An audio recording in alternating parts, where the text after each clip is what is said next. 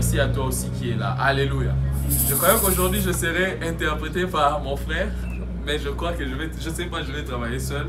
Alors nous sommes en train de parler des pièges dans le succès ou les pièges du succès. Alléluia.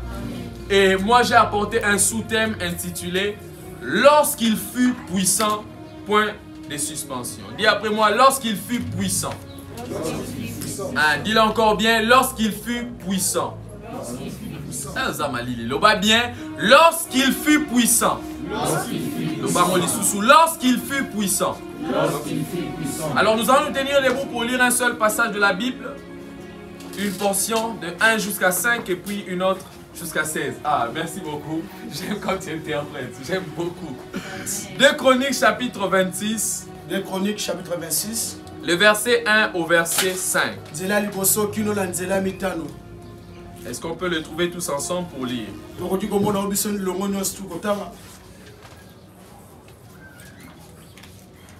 Le clavier va m'accompagner. 2 Chroniques 26, 1 à 5 et puis le verset 16. Je lis au nom de Jésus. La Bible dit ceci. Tout le peuple de Juda prit Ozias, âgé de 16 ans, et l'établit roi à la place de son père Amathia. Ozias rebâtit Élot et la fit rentrer sous la puissance de Juda. Ozias rebâtit Élot. Ozias a donné les sources. La fit rentrer sous la puissance de Juda. Après que le roi fut couché avec ses pères. Ozias avait 16 ans lorsqu'il devint roi. Et il régna 52 ans à Jérusalem. Sa mère s'appelait Jécolia de Jérusalem. Il fit ce qui est droit aux yeux de l'Éternel, entièrement comme avait fait Amathia son père. Il s'appliqua à rechercher Dieu pendant la vie de Zacharie, qui avait l'intelligence des visions de Dieu. Et dans les temps où il rechercha l'Éternel, Dieu le fit prospérer. Dis après moi, Dieu le fit prospérer. Le verset 16 pour finir. Le verset 16, la Bible dit ceci. Mais lorsqu'il fut puissant, lorsqu'il fut puissant,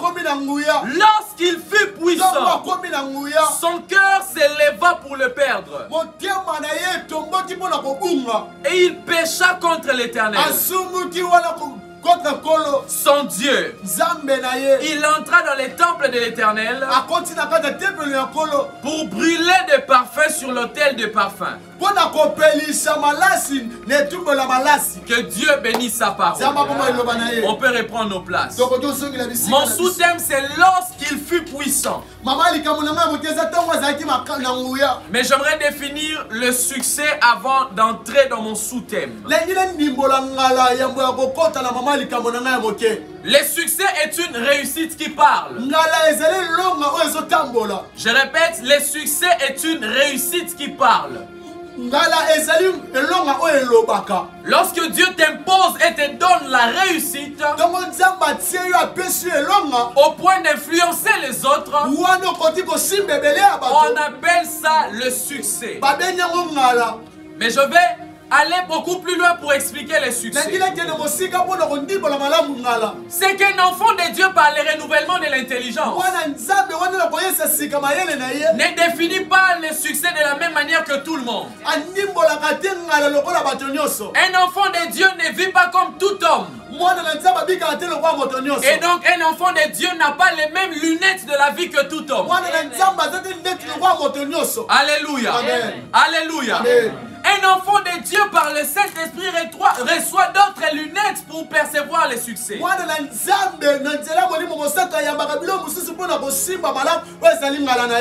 il ne définit pas les succès selon les gens de ce monde. Donc lorsqu'on parle du succès, il existe les succès selon Dieu et les succès selon le monde. Selon le monde, les succès, c'est avoir une grande renommée. C'est avoir beaucoup d'argent. C'est avoir les biens matériels. C'est être connu. Selon le monde, les succès, c'est la réussite, peu importe les moyens. Je répète, c'est la réussite, peu importe les moyens. C'est pourquoi on verra une prostituée qui a l'argent, les gens diront qu'elle a réussi. On verra quelqu'un qui a touché à l'occultisme, mais les gens diront il a du succès, il a l'argent. Selon le monde, quand une personne est musicien dans le monde et il est connu, on dit qu'il a atteint les succès ou la réussite.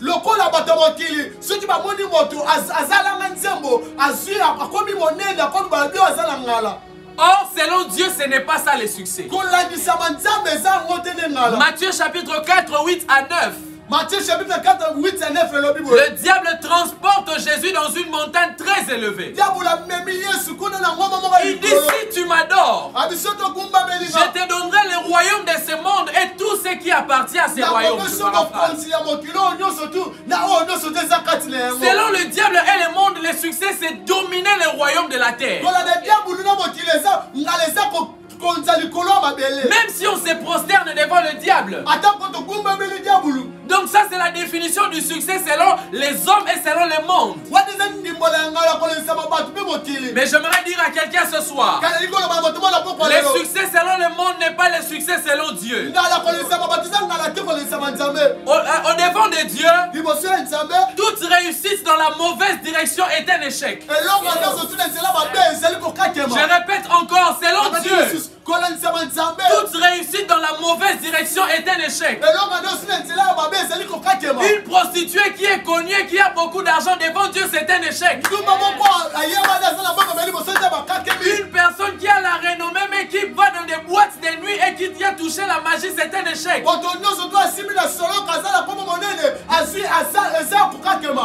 Selon Dieu, le succès, c'est réussir dans la bonne direction en gardant les valeurs et la foi. C'est pourquoi il est écrit dans la parole de Dieu. 2 Timothée 4, le verset 7. L'apôtre Paul pouvait dire, j'ai combattu les bons combats, j'ai achevé la course et j'ai gardé la foi. Le succès selon Dieu, c'est réussir en gardant les valeurs et en gardant la foi.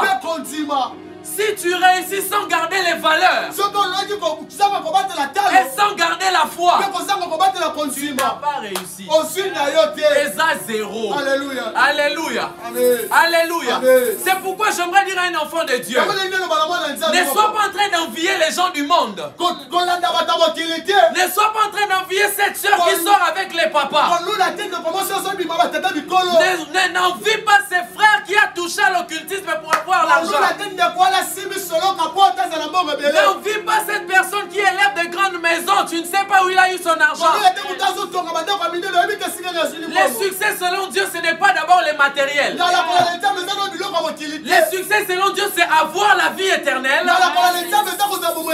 et accomplir la volonté de Dieu sur la terre. Quelqu'un me dit Amen. Quelqu'un me dit Amen. Donc il faut se dire, frères et sœurs dans le Seigneur, même en Dieu, il est possible de réussir dans la vie. En Dieu, il est possible d'être influent. En Dieu, il est possible d'avoir beaucoup d'argent et de garder aussi la foi. J'aimerais proclamer dans la vie de quelqu'un que Dieu te donne la réussite, mais qui te donne de garder la foi. Je disais que Dieu te donne la réussite, mais qui te donne de garder la foi. Parce que s'il te fait réussir et que tu gardes la foi, c'est ça la réussite de mon Dieu. Que Dieu te donne l'argent, mais qui te donne de conserver ta foi, qui te donne à être connu, mais qui te donne de craindre Dieu, qui te donne à être positionné dans la société, mais qui te donne aussi à garder la foi. Quelqu'un me dit Amen. Oh, quelqu'un me dit Amen. Mes frères et sœurs dans le Seigneur, ce qui est succès pour toi n'est pas forcément succès pour moi. Ce qui est succès pour un roi n'est pas succès pour un chef de quartier. Il y a des gens, le succès pour lui, c'est être la belle fille du quartier. D'autres, le succès, c'est avoir beaucoup de j'aime sur Facebook. D'autres, c'est faire des photos avec des filtres ayant les lèvres roses faisant Mais selon Dieu, ce n'est pas d'abord ça le succès. Comme je l'ai dit, pour Dieu, le succès, c'est réussir en gardant les valeurs et la foi. Et donc, le succès est parfois défini selon la position de chaque personne. Pour un roi, avoir plus de succès, c'est dominer sur beaucoup de nations. Mais pour un chef de quartier, moi, 3 venir Kokiga. Alléluia. Alléluia. Amen. Mais je suis venu dire à quelqu'un, et j'aimerais même le déclarer comme une prière, que Dieu te donne au-delà de la domination des quartiers la dimension royale. Parce que la Bible déclare que Dieu nous a établis comme des rois sacrificateurs. Dans la dimension de la sacrificature, je domine dans le monde spirituel. Mais dans la dimension de la royauté, je domine dans le monde sur la terre. C'est pourquoi je peux avoir la dimension de prière d'un sacrificateur et la domination sur la terre d'un roi.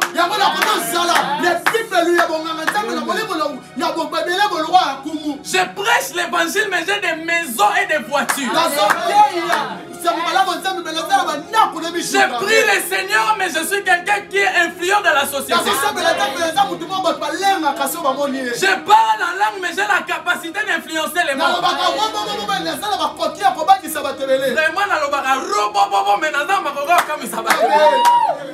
Alléluia.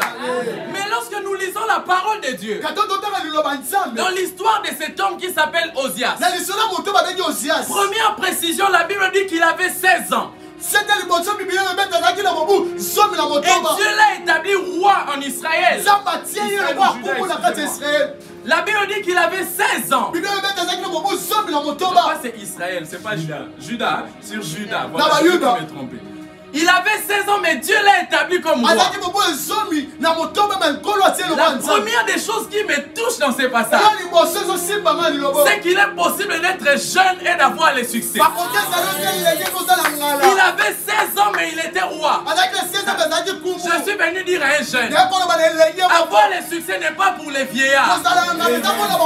Avoir le succès n'est pas pour les gens âgés. Même étant jeune, tu peux avoir le succès. Un jeune me donne un bon amen. Un jeune me donne un bon amen.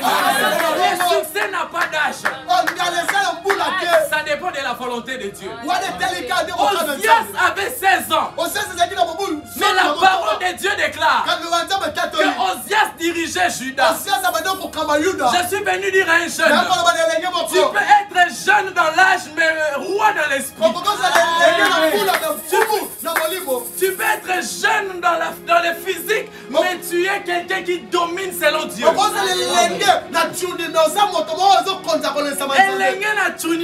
Aïe, aïe, aïe, moi j'aime ces choses. Alléluia. C'est pourquoi tu peux être même le cadet ou la cadette de la famille, mais Dieu te donne le succès. Je prie que Dieu te donne la dimension d'Osias. Oui, il est jeune, mais il est roi. Que Dieu te donne la dimension d'Ozias. Oui, il est jeune, mais il est établi par Dieu. Laisse que Dieu t'établisse là où tu es. Dans ton université, que Dieu t'établisse. Pour être quelqu'un qui parle en langue, mais tu es celui qui réussit. Que Dieu puisse t'établir dans ton travail. Que tu sois celui qui dit Jésus t'aime. Mais que tu sois aussi un bon travailleur. C'est ça le succès. Quelqu'un dit Amen. Et donc la Bible dit que Ozias avait 16 ans, il était roi. Et j'aime ce que la Bible précise dans le verset 5.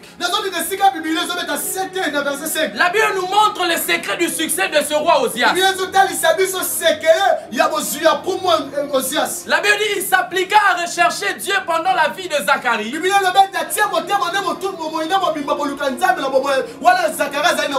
Qui avait l'intelligence des visions de Dieu. Et dans les temps où il rechercha l'Éternel, écoutez la suite. Dieu les fit prospérer. Donc le secret du succès d'Ozias, c'était son attachement à l'Éternel. C'était la recherche de Dieu qui a fait en sorte que Dieu les fasse prospérer. Le bon succès, c'est ce que Dieu donne. C'est pourquoi la Bible déclare que c'est la bénédiction de l'Éternel qui enrichit. Elle ne se fait suivre d'aucun chagrin. Ozias a cherché Dieu, Dieu l'a fait prospérer. Cela nous enseigne ceci. Que le succès ne doit pas être un but ni un objectif à chercher. Mais le succès est appelé à vous suivre lorsque vous suivez Dieu. Je parle à quelqu'un. La Bible dit qu'il recherchait l'Éternel. Et l'Éternel l'a fait prospérer. Bien aimé, ne cherche pas le succès par toi-même. Sinon le succès va te tuer. Cherche Dieu. Et le Dieu des cieux qui donne le succès te donnera le succès. Salomon avait demandé à Dieu l'intelligence de gouverner le peuple. Et c'est Dieu qui lui a donné la richesse, la renommée. Alléluia. Amen. Alléluia. Amen. Et la Bible nous parle de ce roi Ozias. Qu'il avait le succès. Il était connu à cause de son attachement à Dieu. Mais écoutez la Bible dit le verset 16. La Bible dit lorsqu'il fut puissant.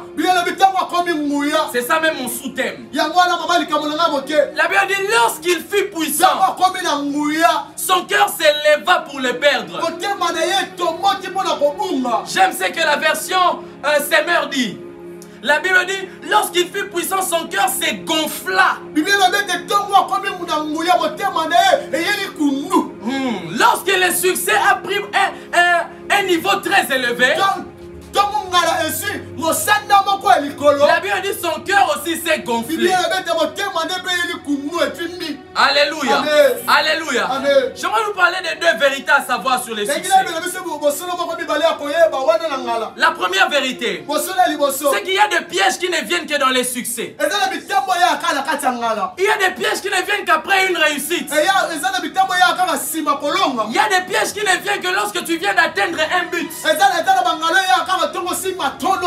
Matthieu 7, le verset 24 à 25. La Bible dit ceci. Que la Bible parle de l'histoire des maisons. Une maison bâtie sur le roc et une maison bâtie sur le sable.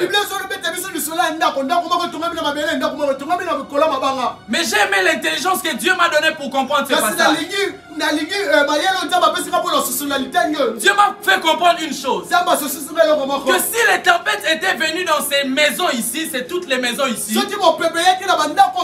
c'est parce que ces maisons étaient construites et finies. C'est-à-dire le fait que la maison soit bâtie, il y a des tempêtes qui viennent menacer la maison. La Bible n'a pas dit que les tempêtes ont commencé quand on mettait encore les fondements. Mais la Bible dit que c'est quand la maison est finie que les tempêtes sont venues. Quand on dit la maison est finie, c'est-à-dire que la maison a atteint son succès, sa finition. Et il y a des tempêtes qui sont venues.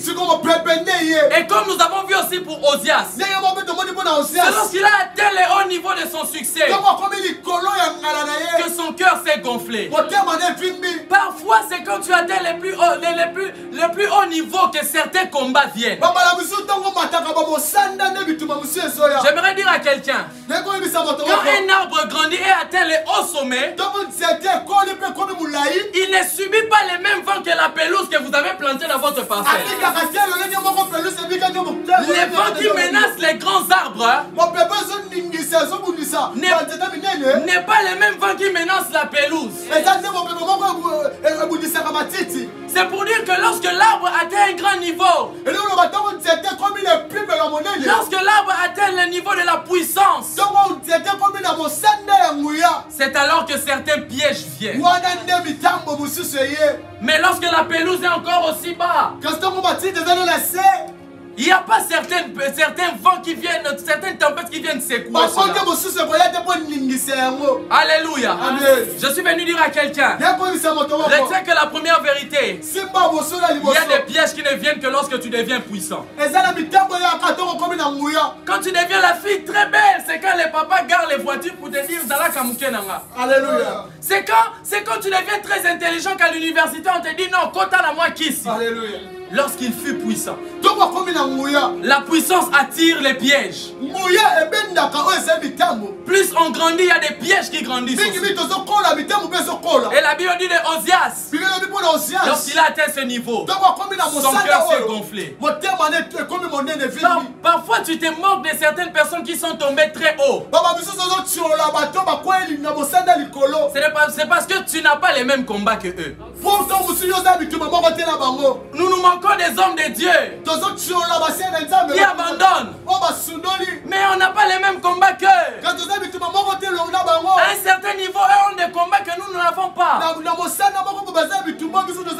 Alléluia. Amen. Donc il y a des pièges qui ne viennent que dans le succès.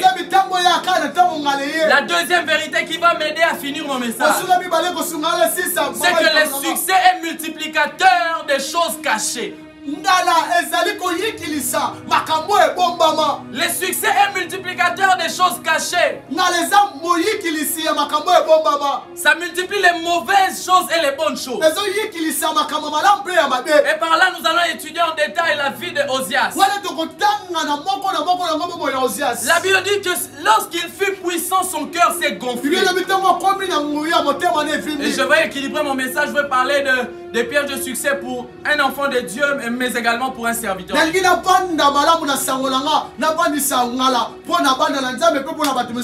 La Bible dit son cœur s'est gonflé. Au point où il a voulu prendre la place des sacrificateurs. Ce n'est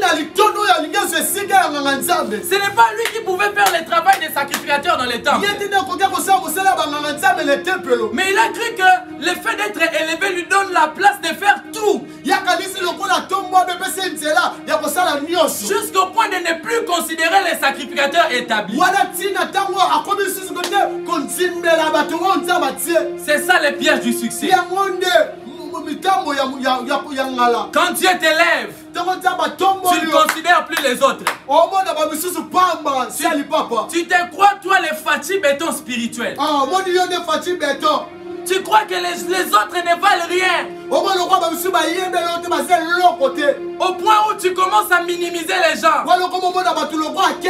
Parce que Dieu t'a élevé. Parce que Dieu t'a béni. Parce que Dieu t'a donné l'argent. On verra les gens qui venaient dans ce ministère. Mais lorsqu'il a pris beaucoup d'argent, il dit moi je ne peux plus prier au ministère d'Engiri Ngoto. Moi il faut ma compagne. Oh grand-père. Mon fleuri. Alléluia. Grand-père. Oh liberté. Bondal. Oh. Il commence à fuir. Parce que Dieu lui a élevé. Parce que Dieu lui a donné une dimension élevée. C'est ça la vie d'Ozias.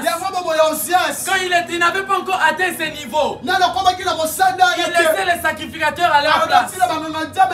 Il considérait les sacrificateurs. Mais lorsque Dieu l'a béni au niveau élevé, il a commencé à se croire les hauts sommets. Je suis venu dire à quelqu'un, ce n'est pas parce que tu as l'argent que tu es plus que les autres. Ton temps est arrivé seulement. Moi aussi mon temps arrivera. Ce n'est pas parce que tu es élevé, toi tu prêches partout que tu es plus que les autres. Ton temps est seulement arrivé. Moi aussi mon temps arrivera. Pierre, ce n'est pas parce que tu as la chambre haute que tu es plus que les autres. Mais un jour Dieu va visiter un homme même dans Balabala. Alléluia. Et cet homme-là va faire plus que toi. Pierre, ce n'est pas parce que tu as vu Jésus physiquement que tu dépasses tout le monde. Hein? C'est pas parce que toi tu fais des visions que tu es le plus grand prophète. Ton temps est arrivé seulement. Moi aussi mon temps arrivera. Alléluia. Amen. Alléluia. Amen. La Bible dit lorsque Ozias fut puissant, il n'a plus commencé à considérer les gens. Il ne reconnaissait plus la grâce des sacrificateurs. Pour qu'il reste lui aussi dans sa grâce des rois. C'est ça. Quand Dieu élève certaines personnes, ces personnes n'arrivent plus à reconnaître les grâces des autres.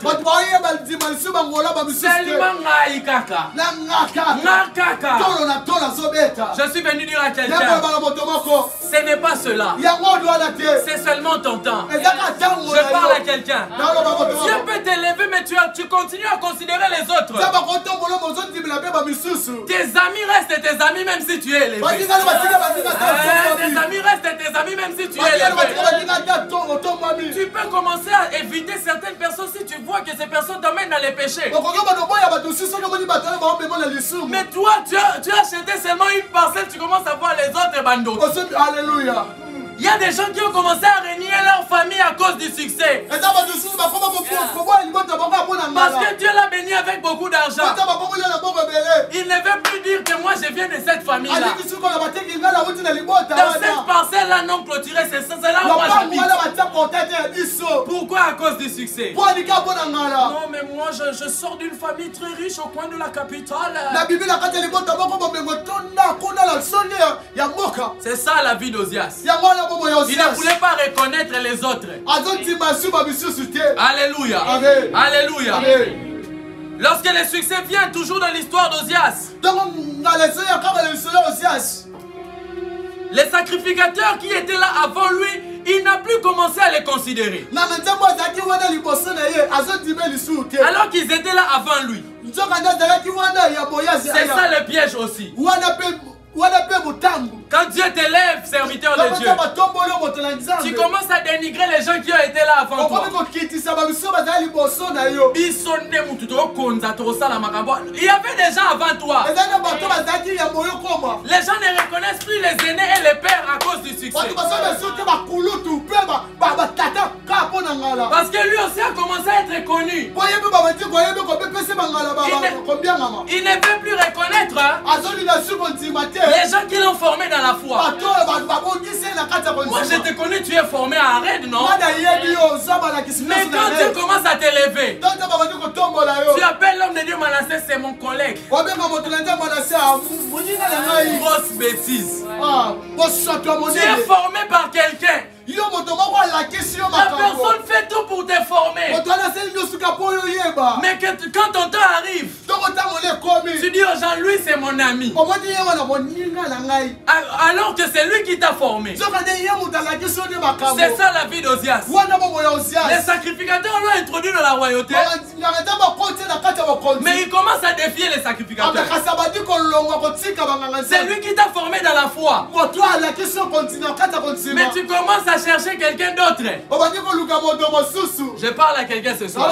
Ou est-ce que je parle à quelqu'un? Alléluia. Alléluia.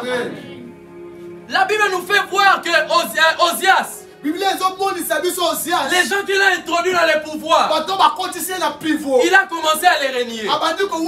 C'est comme toi aussi. Tu es venu, on a prié pour toi ici, arrête. Tu as reçu le boulot. Quand il faut donner la dîme, tu cherches un homme de Dieu très élevé. Un homme de Dieu qui a une grosse voiture. Un homme de Dieu qui est très connu.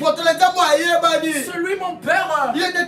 Alors qu'on t'a prié pour toi ici. Mais quand tu es devenu puissant, tu as commencé à régner les sacrificateurs. Qui t'a introduit dans la royauté. Il y a des gens à l'église aujourd'hui. Il prie dans une église. On l'a béni, on l'a oué, là il a reçu le travail. Mais quand il est connu, il ne peut même plus, il dit, dans cette église là il y a des sorciers. Hey! Quel discernement des esprits dans la richesse. Tu commences à attraper les sorciers quand tu es devenu riche. Tu as oublié qu'on a prié pour toi dans cette église. Il y a des gens dans des familles. Un oncle t'a fait étudier. Tu es devenu riche, tu as pris de l'argent. Mais après avoir reçu de l'argent, tu appelles ton père ou ta mère sorcier. Même cet oncle-là, tu dis qu'il va te manger. Comment c'est lui qui a tout fait pour toi? Quand tu es devenu puissant, tu le considères comme sorcier. Comment c'est lui qui a fait les choses pour toi?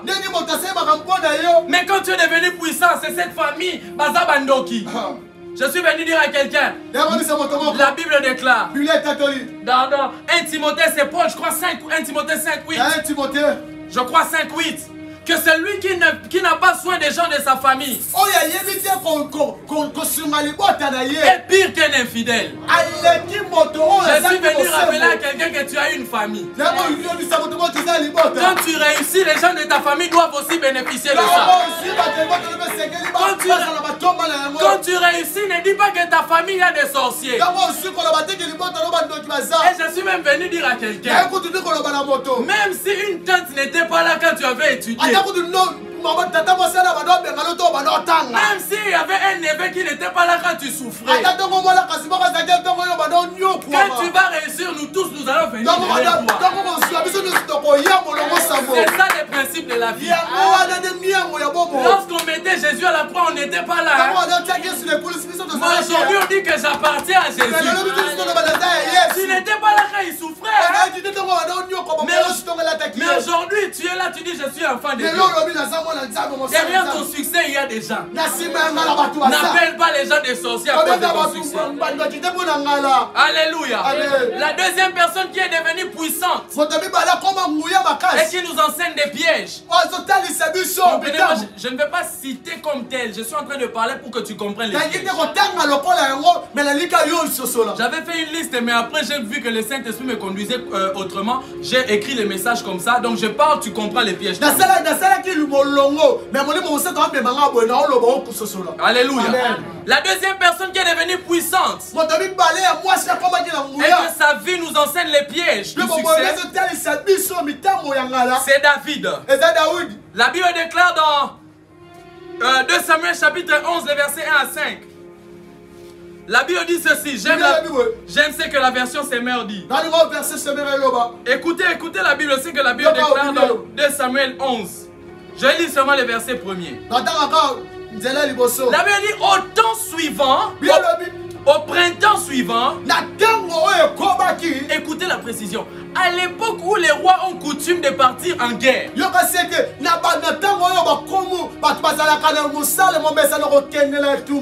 Bible dit les printemps étaient les temps où les rois devaient aller en guerre. Mais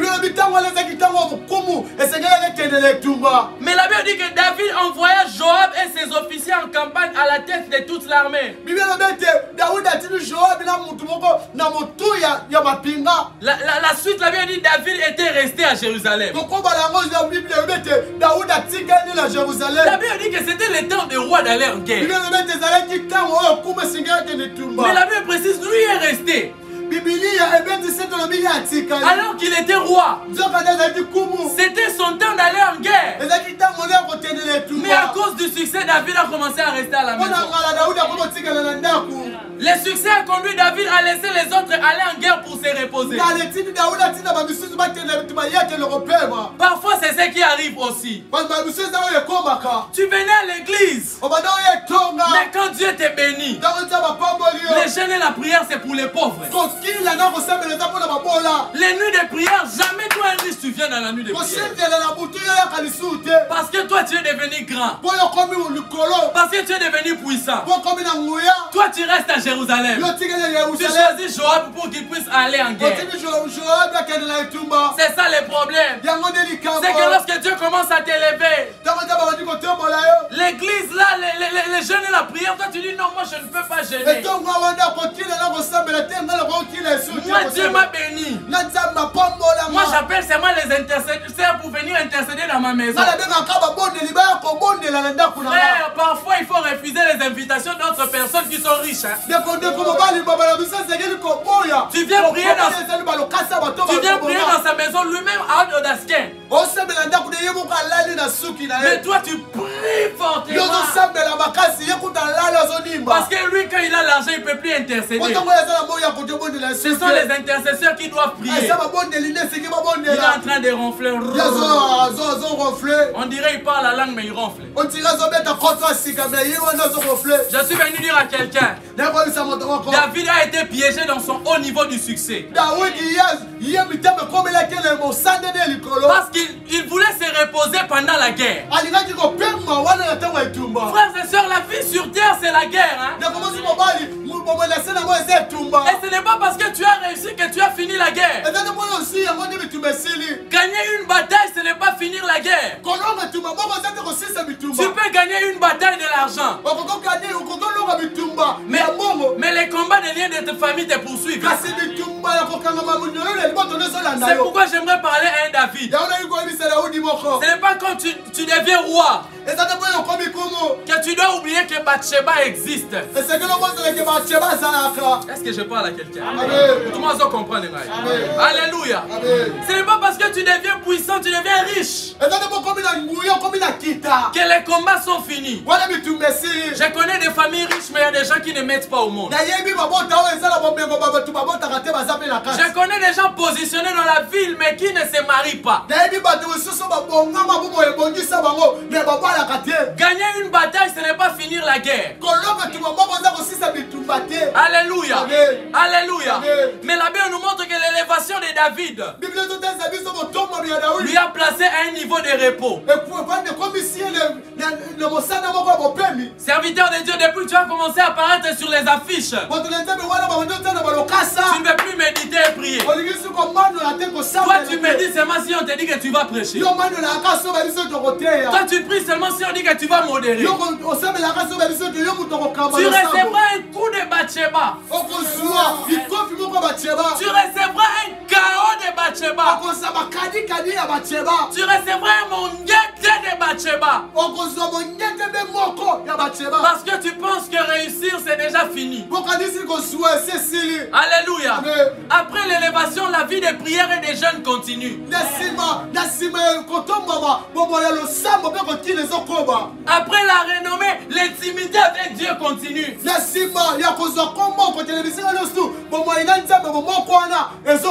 Alléluia. Alléluia. Aujourd'hui à l'église, lorsque les gens deviennent riches, dimanche ça devient un jour de sport. Et il faut seulement laisser les enfants à l'école. Parce que mon corps doit un peu souffrir. Hein? Est-ce que toi tu avais un corps avant? Tu ressemblais un peu à moi, non? Mais quand tu as eu un gros fan, tu commences à aller au sport. Alors que toi tu suivais les intercesseurs pour qu'on prie pour toi. Alléluia. Quand les gens deviennent riches à l'église dimanche, ça devient les jours de repos. Ils vont au sport et laisser les enfants à l'école. Mais quand ils n'avaient encore rien, tout le monde tu les verras. Libundi Nassé, tu les verras. Mangengenge Luzizi, là, tu les verras. Mais quand Dieu les bénit, il n'a plus les dents. Je connais des sœurs à l'église. Prions pour les mariages. Mais quand Dieu lui donne les mariages, c'est toujours mon bébé dans le ventre. Tu n'as plus le temps de chanter à la chorale. Depuis que Dieu t'a donné ces mariages, tu as oublié que tu étais servante de Dieu. Depuis qu'on t'a épousé, je parle à une sœur ce soir. Ne me l'envidez pas s'il vous plaît. Ça me fait mal de voir les gens qui ont cherché le mariage à l'église. Mais quand Dieu bénit, il n'a plus le temps. C'est toujours les enfants et mon mari. Je ne refuse pas, tu dois prendre soin de ton mari. Mais n'oublie pas les services que tu faisais avant de te marier. Tu peux perdre ton mari, tu le sais. Tu peux perdre tes enfants, tu le sais. Mais l'œuvre de Dieu va continuer. Il y a des gens qui se reposent après les mariages. Il y a des gens qui se reposent après avoir eu un grand succès. Je suis venu dire à quelqu'un, les combats continuent. Même quand tu as réussi à gagner quelque chose. Est-ce que je parle à quelqu'un? Je m'en vais rapidement pour finir. Je connais des gens à l'église qui cherchaient les mariages. Mais après le mariage, je ne peux même plus balayer. Il n'a plus le temps. Parce que lui doit se reposer. Tu n'étais pas encore dans les affiches, tu venais arranger les chaises à l'église. Mais depuis que tu commences à prêcher, les gens connaissent que tu prêches quand même. Toi, tu ne peux pas toucher les chaises à l'église. Non, je suis un homme de Dieu. Mais tu es d'abord enfant de Dieu. Avant d'être serviteur de Dieu. Je parle à quelqu'un ce soir.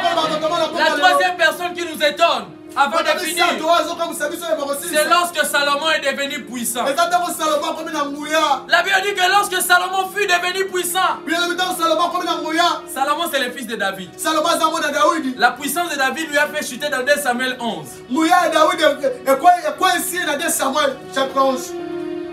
Salomon, lui maintenant, c'est dans les livres suivants, le chapitre 11 aussi. Dans 1 roi chapitre 11. La Bible nous renseigne que lorsque Salomon est devenu puissant, la Bible dit qu'on a commencé à les solliciter partout. La reine de Séba avait même besoin d'elle. La Bible dit que Salomon a commencé à avoir beaucoup d'argent, la richesse et la renommée. Mais c'est avec l'argent de Dieu qu'il a commencé à construire des temples pour les idoles. C'est l'argent que Dieu, la richesse que Dieu lui a donnée, qu'il a commencé à utiliser d'autres choses. Première des choses, la richesse ou la renommée a attiré la sollicitation vers lui. C'est ça aussi ce que fait le succès. Le succès sollicite les gens vers nous. Comme la reine de Séba était venue vers lui. Ça a attiré beaucoup de personnes vers lui. Mais il a mal géré le succès, ça l'a fait tomber. C'est ce qui se passe aujourd'hui. L'onction a attiré les gens vers toi, n'est-ce pas? Mais depuis un temps, on voit que toi tu commences à aller chanter seulement à l'église. Quand tu chantes et puis tu pars, tu rentres à la maison. Les chants, moi j'aimerais vraiment parler aujourd'hui. Quelqu'un me dit Amen. Je suis choqué quand je vais dans des grandes actions. Beaucoup de chantres viennent seulement chanter. Après avoir chanté, il prend sa guitare, il prend ses micros et son équipe et il sort calmement. Parce que lui, son onction, c'était venu seulement pour chanter puis partir. Mais toi, quand tu cherchais Dieu avant, tu disais que Dieu t'élève. Mais tu commences à utiliser l'onction de Dieu pour chanter et partir. Tu ne participes plus au culte. Toi tu viens seulement prêcher puis tu rentres. Hey! Serviteur de Dieu. Toi tu viens seulement pour prêcher. Et puis partir. Les offrandes ça te concerne pas. Les offrandes ça te concerne pas. Tu viens seulement. Tu chantes. Tu viens seulement. Tu prêches. Tu prends l'enveloppe. Et toi tu pars. Hey! Salomon. L'onction de Dieu. Il construit avec les temples des idoles. L'onction de Dieu, tu utilises ça pour ta vie de star. Je parle à quelqu'un. Il y a des chants très sollicités à gauche et à droite. Par jour, 5 prestations. Il chante ici 10 minutes. Il sort. Il part là-bas 15 minutes. Il sort. Frère, ça c'est blaguer avec l'onction de Dieu. Est-ce que je parle à quelqu'un? Moi, depuis un temps, je ne prends même plus des invitations pour un seul jour. Ça déconcentre mon onction. À moins que ça soit avec un écart des heures très élevé. Mais imaginez à 18h45, je dois aller prêcher quelque part. Je ferai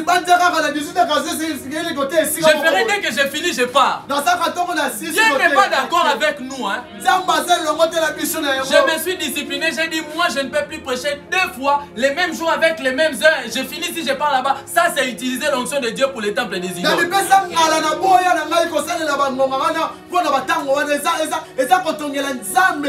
Et je le dis à tous mes fils, à toutes les personnes que j'encadre. À moins que ça soit dans des heures simultanément opposées, là tu peux partir. Mais tu viens ici, tu chantes ou tu prêches et puis tu pars. L'élévation. Les succès. Alléluia. Amen. Alléluia. Amen. Je suis en train de finir. Et certains même à cause de l'argent que Dieu leur a donné. Et il ne peut pas venir à l'église avant. Il est riche. Il a beaucoup d'argent. Il ne peut pas venir à l'église quand il y a encore 2 personnes. C'est comme toi tu es venu en retard aujourd'hui. Toi tu attends que les gens soient d'abord nombreux. Et puis tu viendras prier. La Bible déclare, là où 2 ou 3 sont réunis en son nom, Dieu est présent. La majorité biblique c'est 3. La Bible dit là où 2 ou 3. La majorité pour la présence de Dieu dans un culte, la Bible dit 3. Arrête de nous intimider à cause de ta richesse. Il est possible d'être riche et de continuer à aimer Dieu. Il est possible d'être connu et de continuer à respecter l'alliance. Il est possible d'apparaître dans les affiches tout en restant dans la crainte de Dieu. Ce n'est pas comme les serviteurs de Dieu aujourd'hui. Il sait qu'il va prêcher à 18h juste. Il vient à 18h15. Non! Non! Alléluia! Je prêche la parole de Dieu. C'est utiliser l'onction de Dieu pour tes histoires. Comme Salomon a utilisé les richesses de Dieu pour construire les temples des idoles. La dernière personne qui nous enseigne, c'est Noé. La Bible parle de Noé lorsque Noé a atteint les buts. Genèse 9, 20 à 23. Lorsqu'il a atteint les buts avec l'arche de Dieu. Avec l'arche de Noé. La Bible déclare que Noé s'est enivré. Le fait d'atteindre les buts, le fait d'atteindre les succès, lui a amené à s'enivrer. C'est comme toi, après ton diplôme, tu pars en boîte.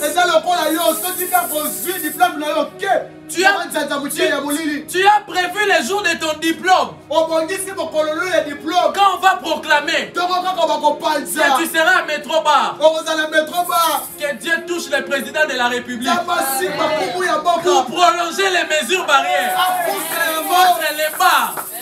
Au nom de Jésus. Alléluia. Lorsque tu réussis à l'école, tu étais venu à l'église pour qu'on prie pour toi. Mais quand tu atteins les buts, tu passes nuit à l'hôtel. Béni. La vie de Noé. Noé avant l'arche, il était consacré. Mais quand il atteint seulement les buts, et Indi. C'est comme toi. Tu cherchais que Dieu te bénisse. Quand Dieu te bénit, tu t'achètes tes vêtements. Tu vas devant les miroirs. Tu tournes comme ça. Tu bouges un peu. Tu sens aussi que ça bouge. Tu dis que non, maintenant je suis arrivé. Ça, c'est être Noé. C'est s'enivrer après la réussite. Oui, moi je connais pour ces choses, frère. Ça fait 7 ans que je suis dans l'œuvre de Dieu, je dirige l'œuvre, je connais. Tu étais mince comme moi. Mais quand Dieu a fait grâce, que la géographie a commencé à se faire, les reliefs ont commencé à sortir, les collines, les ventres viennent. C'est quand tu commences à faire des choses qui plaisent Dieu, parce que tu as atteint le succès. Je suis venu dire à Noé, Noé après l'arche ne t'enivre pas. Après avoir voyagé, ne devez pas danser là-bas. Je connais des gens qui ont laissé leur consécration en Gilles. À la DGM. Quand on fait le contrôle de Covid. Quand on regarde seulement que tu n'as pas la Covid, tu laisses aussi ta consécration. Quand tu pars en Europe, ligne. Mais c'est Dieu qui t'a donné le visa. On a prié pour toi ici. Mais à cause d'un visa, tu commences à être danseuse de Lil Wayne. Alléluia. Amen. Il y a des gens qui ont oublié Dieu à cause du succès. Mais j'aime un homme Jésus. La Bible parle de Jésus. Il a reçu le nom qui est élevé. Mais malgré le nom élevé, il n'a pas fait des coups d'état au ciel. Jésus n'a pas fait les coups d'état au Saint-Esprit. Jésus n'a pas fait des coups d'état au Père. Parce qu'il a reçu les noms les plus élevés. Il est possible d'être élevé, de garder sa position. Il est possible d'être élevé, de garder Dieu. Je déclare dans ce ministère que Dieu nous élève, mais qu'on garde Dieu. Que Dieu nous donne les succès, mais qu'on n'abandonne pas. Je suis venu dire à quelqu'un, ton amour pour Dieu sera testé dans la pauvreté, mais aussi ça sera testé dans la richesse. Mais sois comme Jésus. Après avoir reçu le nom élevé, il est passé à la droite de Dieu. Il continue à intercéder. Il a dit tout est accompli, mais il continue à servir. Il a dit tout est accompli, mais il est à l'intercession. Laisse que Dieu te bénisse, mais que tu gardes l'intercession. Que Dieu élève ton nom, mais que tu gardes le micro pour chanter. Que Dieu te donne les bébés, mais que tu continues à être protocole. Que Dieu fasse de toi un homme de Dieu élevé, mais que tu continues à prêcher dans les rues. Que Dieu fasse de toi une personne élevée, mais que tu continues à toucher la caméra grâce. Laisse que Dieu vous bénisse et qu'il vous comble de ses grâces. Est-ce qu'on peut acclamer le Seigneur? On va se tenir debout pour prier. Nous allons nous lever pour prier. prier le Seigneur. Excusez-moi pour ces petits débordements. J'aimerais que tu pries le Seigneur et que tu dises à Dieu qu'il garde ton cœur fidèle à lui. Peu importe l'élévation, peu importe ce qu'il fera avec toi. Je vais dire à quelqu'un, il faut se considérer comme quelqu'un qui continue la course. Même quand tu sens être arrivé. Il faut garder l'attachement à Dieu.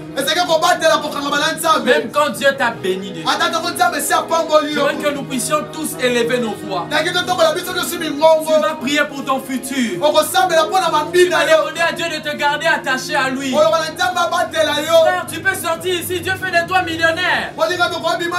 Mais nous allons demander à Dieu de nous garder attachés à lui. Est-ce qu'on peut tous élever nos voix et prier? Demande à Dieu que l'élévation ne te déconnecte pas de Dieu. Que l'élévation ne te déconnecte pas de ta famille. Que la beauté ne puisse pas te faire oublier Dieu. Est-ce qu'on peut élever nos voix et prier?